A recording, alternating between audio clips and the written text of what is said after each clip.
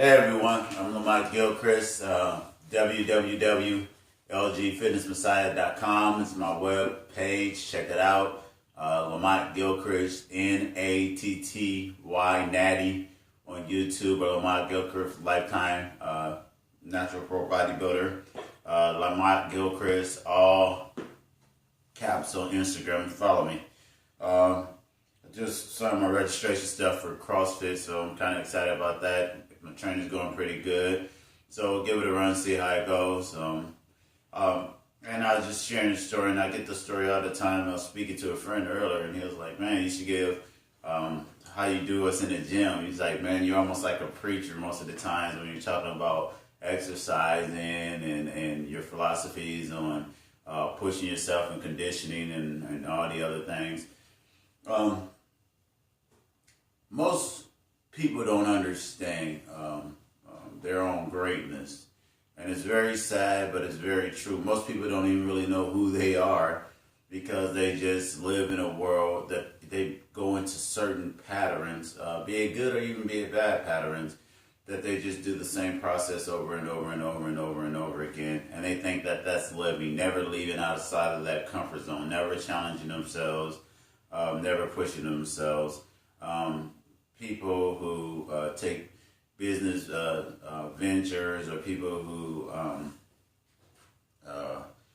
leave to go off to college and other things, and other aspects of things like that when we're younger.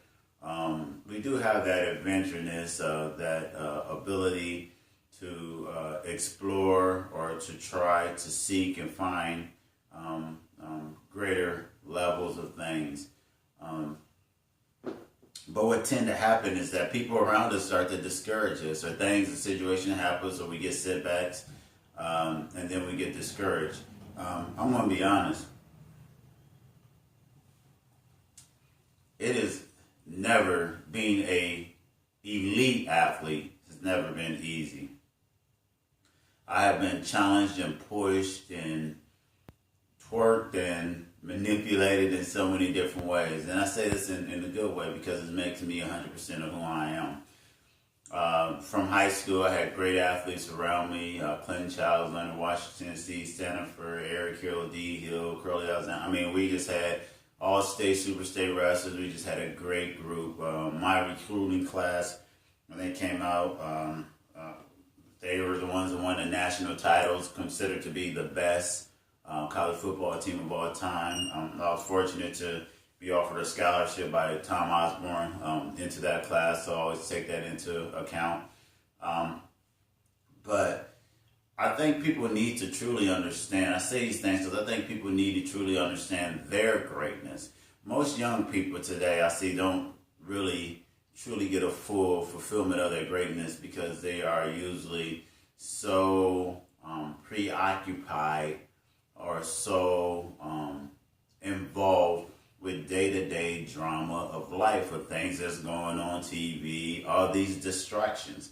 You know, if you ever seen like a pickpocket or a team of crooks that's picking a pocket work, somebody will distract you, then the other person will come and they'll pick your pocket, or they'll do whatever. Or if you ever seen a scam or anything else around like that, and people are brilliant at distraction, and making you pay attention to things that really don't matter while they rob you blind.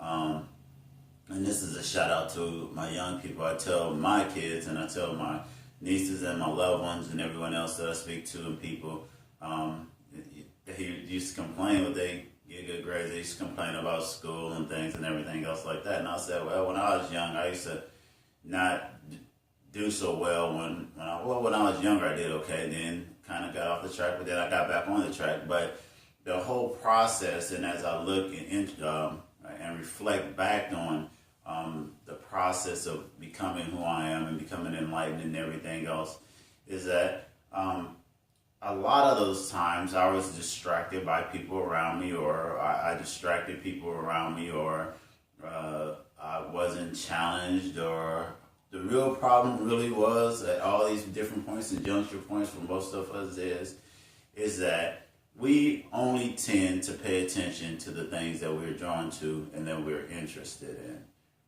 Suck that up.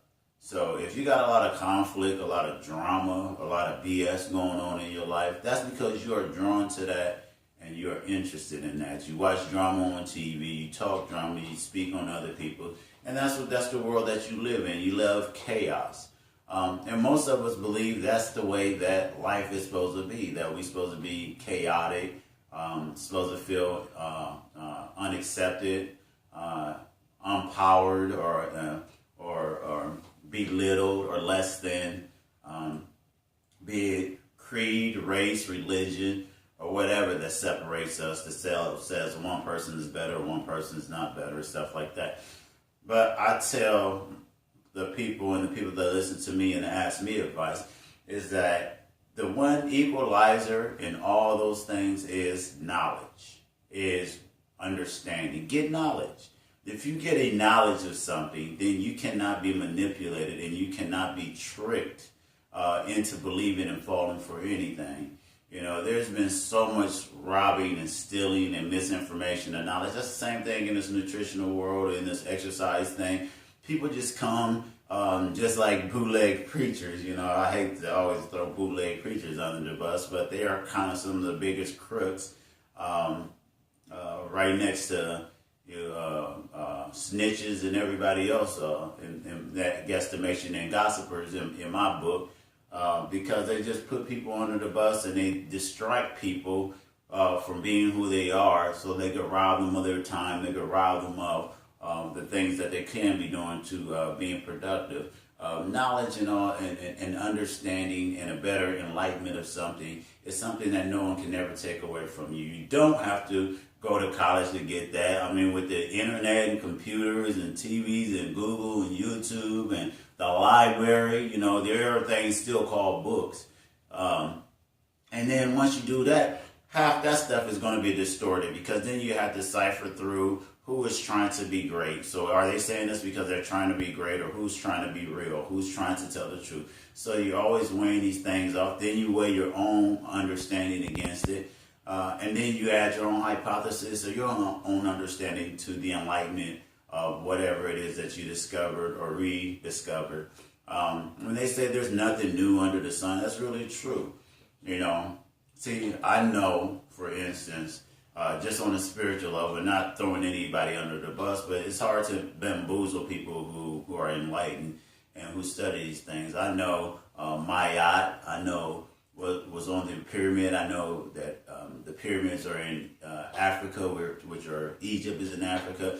And I know migration, I know Homo sapien, I know Neanderthal, Davinian, I know biology, I know evolution, I know the agricultural development, I know a whole bunch of different vast areas that I am interested in that is very crucial to my enlightenment and my understanding of me and my human existence, my fellow human beings, and where it is that I come from, the Most High, how He affects and how His knowledge and wisdom is passed to me, and how I pass it on to the later generations to keep this energy of enlightenment and understanding going forward.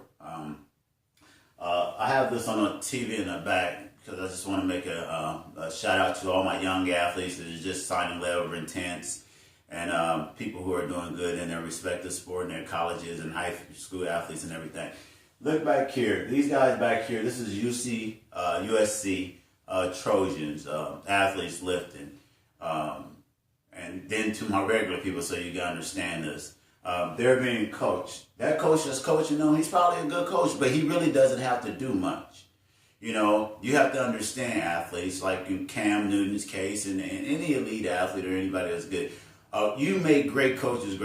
You may have people that influence you, and they may give you some strategies and everything else like that. But if you have a great team, you can almost bring in any coach. If you have great players, they make coaches and everything look like geniuses. That's why coaches don't recruit from the bottom of the barrel. They recruit the top of the elite. That's why Harvard and Stanford and Yale and all those Ivy Leagues and other schools try to recruit the top of the elite. So it makes their program look the best. It's not the people that they bring in and they turn them into something. It's the people are already what it is that they are. They're already great.